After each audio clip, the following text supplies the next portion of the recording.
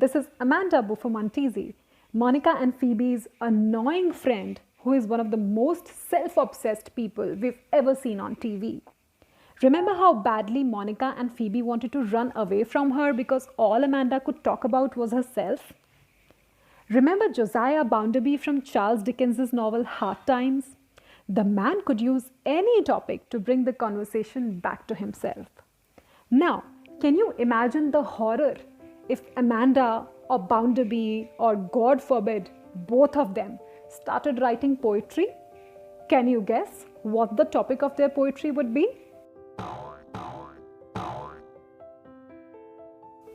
No one likes a poet who talks about himself too much, or at least not T.S. Eliot, who wrote a whole essay to develop his theory of impersonality, in which he says that it is only an immature poet who uses his poetry to talk about himself, his emotions, and thus lets too much of his personality to be visible through his poetry.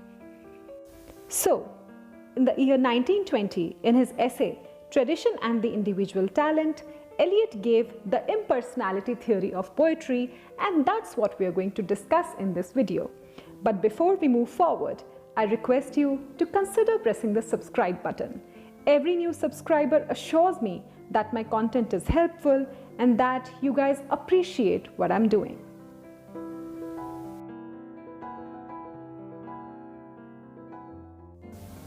For T.S. Eliot, a poet is like platinum.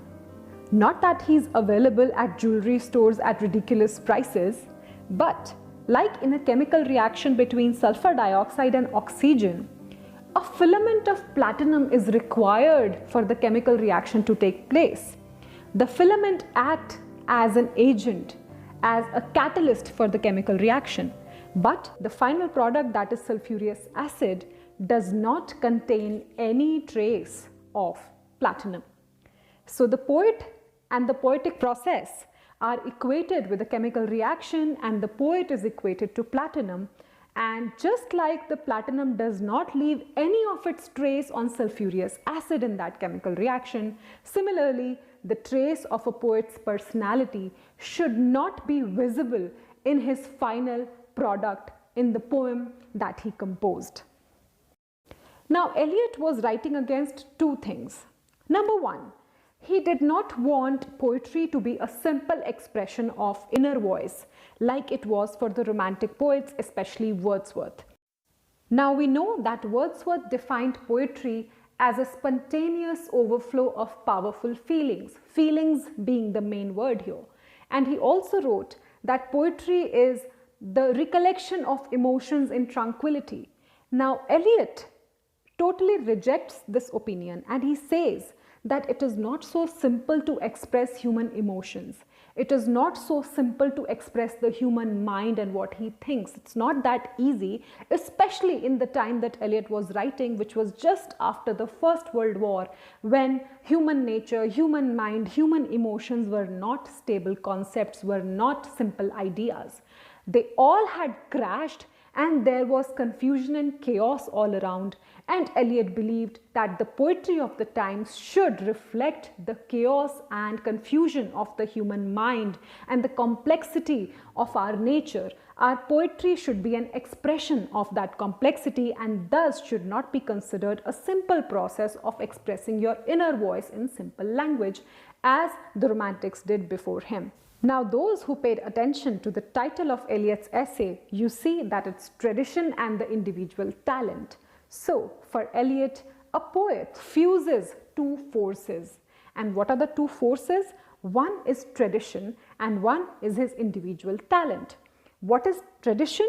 Tradition is not merely copying his ancestors, but a poet reads the work of his previous generations, of his previous poets, and he learns some expressions, some ideas, some phrases, some motifs, some styles, which keep on collecting in his consciousness.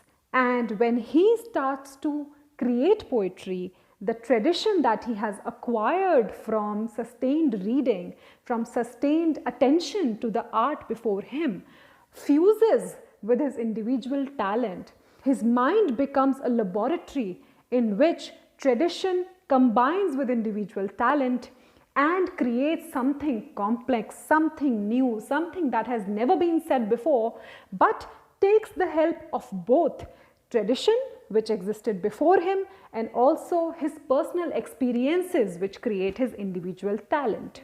So, the elimination of a poet's personality does not mean that the poet has to write from a distance. Of course, he can use his personal experiences to create the poetry he is creating. And it's certainly impossible to not let your personal experiences affect your art.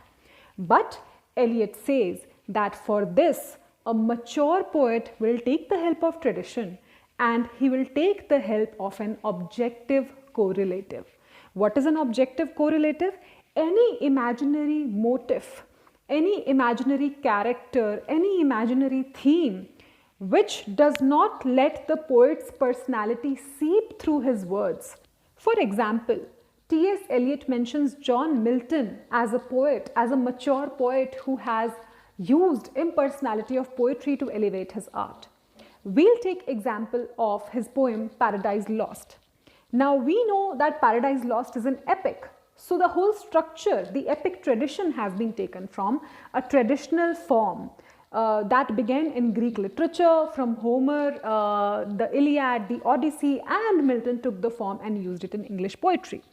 And Satan becomes the objective correlative through which Milton expresses his personal experiences, but nowhere in the poetry Paradise Lost becomes the inner voice of Milton. We can never see any trace of Milton's own personality in the poem. And that's what makes Milton as a canonical poet, that's what makes Milton's art as exceptionally beautiful, complex, and that's the reason Milton is still read around the world as a great poet. So I hope this was helpful. If you have any questions, please don't hesitate to write in the comment section. I'll try my best to answer them. Thank you so much for your time. Have a good day.